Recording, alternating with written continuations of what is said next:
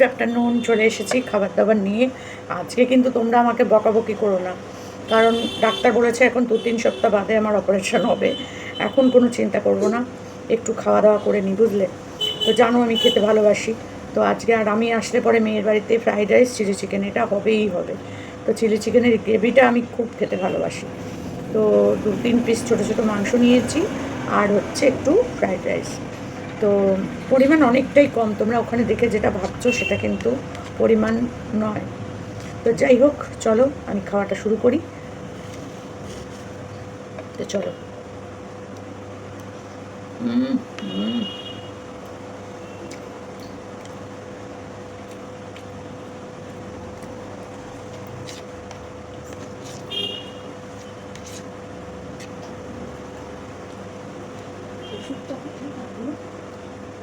ওষুধ দেয়নি তো মনে হয়, নাকি ওই বাটিটার মধ্যে আছে, ওপরে ওই স্টিলের বাটিটা? না, এখানে নেই তো। আমি বললাম তো স্টিলের বাটিটা।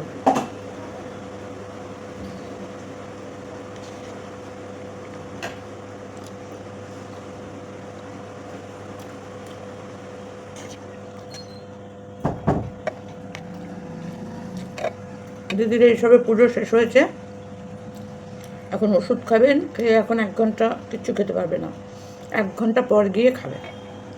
এই জন্য আমাকে মেয়ে বললো তুমি খেয়ে নাও।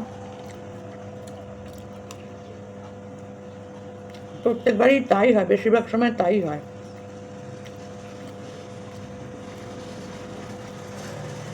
এখানে আছি বলেই এগুলো খাচ্ছি, বাড়ি গিয়ে একদম সেদ্ধ ভাত ঝোল ভাত। বাড়ি চলে যাবো আমি সোমবার দিনকে, কারণ সোমবার দিনকে আমার জামাইয়ের জন্মদিন। তো ওই দিনটা না একটুখানি থাকলে তো হয় না, ওই জন্য ওই দিনটা একটু সারাদিন থেকে বিকেলবেলা বাড়ি চলে যাবো।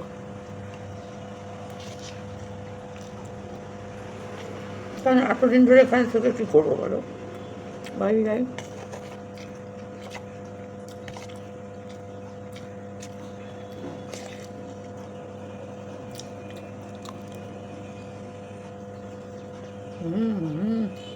জল নিতে বলে রয়েছি।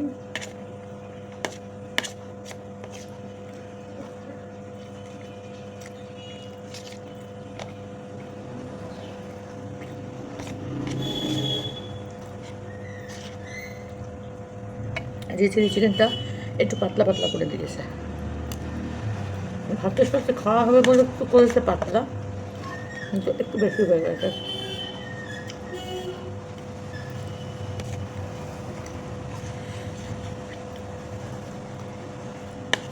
এমনি টেস্টটা ভালো হয়েছে।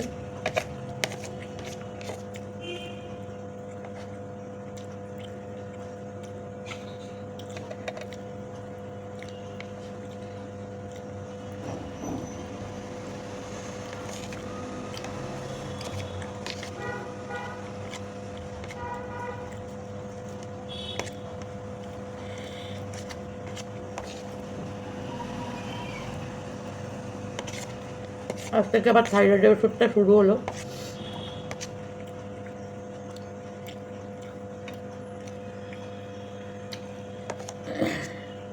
এখন 2 সপ্তাহ থাইরয়েডের ওষুধ খাওয়ার পর টেস্ট, তারপর হবে হচ্ছে ব্লাড টেস্ট। তো প্রচুর দিয়েছে, প্রচুর।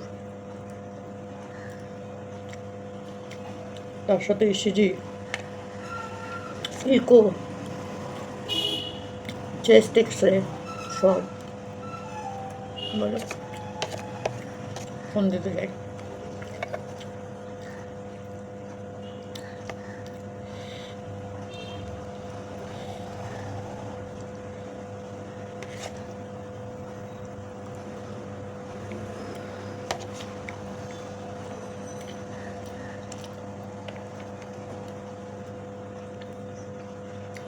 কারণ দোল পড়িনি এখনো পর্যন্ত, দোলটা পড়াই হচ্ছে না।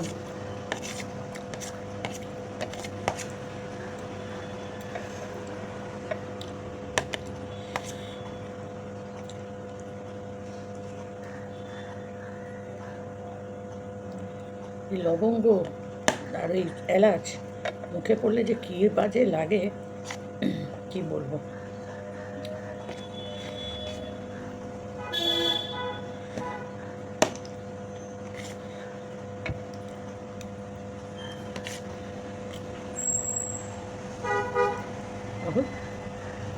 দারচিনি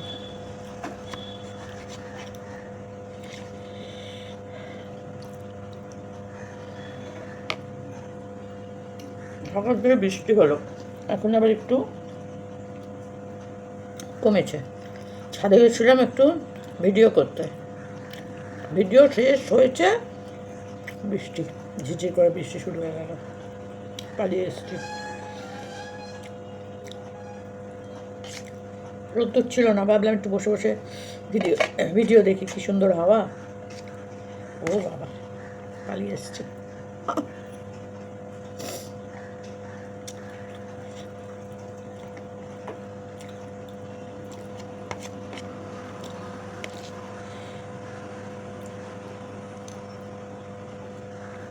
বাড়ি গিয়ে আবার সেদ্ধ ভাত ঝোল ভাত, সেদ্ধ ভাত ঝোল ভাত,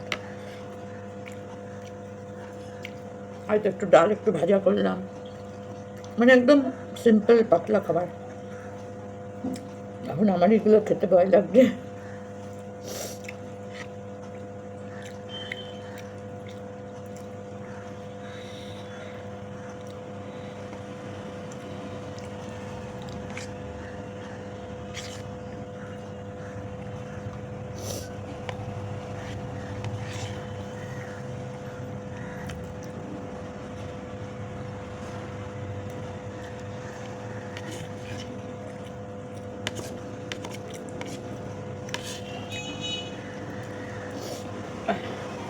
দেখতে দেখতে পুজোও চলে এলো, বলো, এই গত বছরের পুজো গেল।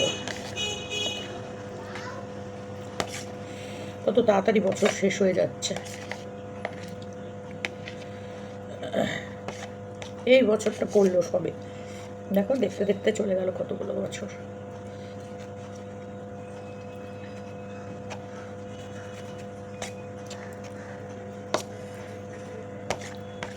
দিন আসে দিন যায়, চোখের সামনে দিয়ে চলে যায়, কিছুই করতে পারি না আমরা। শুধু আমার আমার আমার আমার করে আমরা ঝগড়া মারামারি করি, তাই না?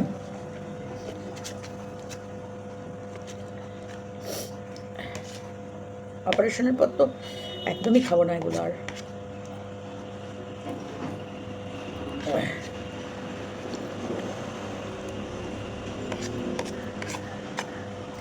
এক দু মাস একদম, এক মাস একদম পুরো টানা রেস্ট, খাওয়া দাওয়ার দিক দিয়েও রেস্ট। রেস্ট বলছি, একা মানুষের রেস্ট। চা খেতে গেলেও নিজেকে খেতে হবে, ওষুধ খেতে গেলেও নিজেকে খেতে হবে।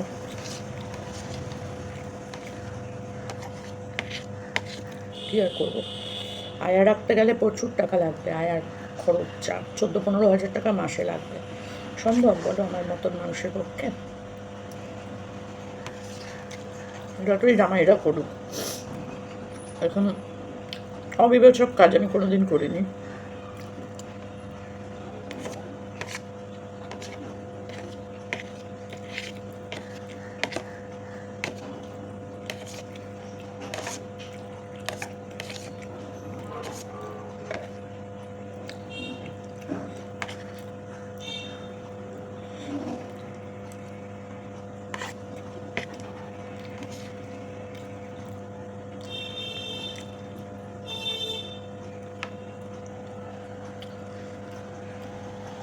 গায়ে না একটা জ্বর জ্বর ভাব,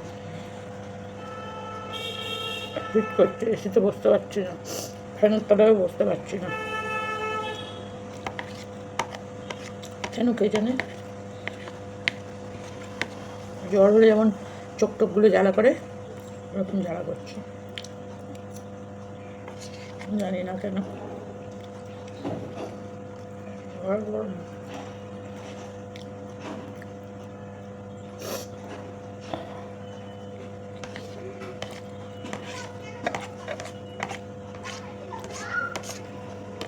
এটা করে গরম করেছে মাইক্রোওভেনে, এটা করে দিয়ে দিয়েছে, বললাম হ্যাঁ হ্যাঁ এটা করেই দিয়ে দে।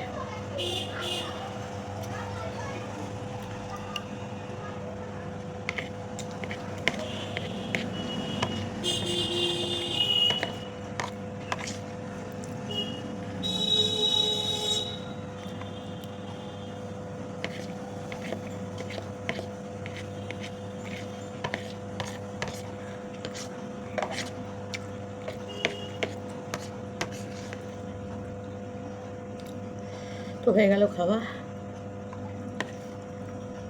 কতক্ষণ লাগে বানাতে, যা সময় লাগে খেতে তার এক সময় লাগে না।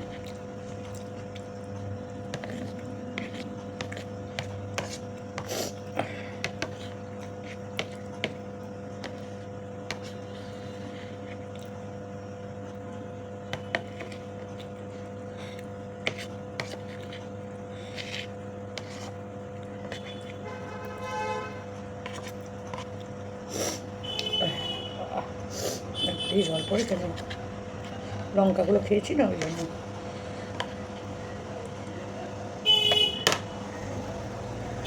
খাওয়া কমপ্লিট।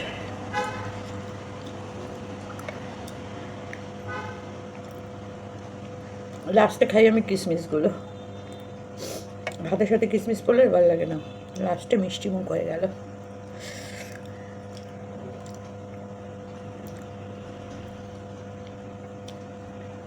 তৃপ্তি করে খেয়ে নিলাম।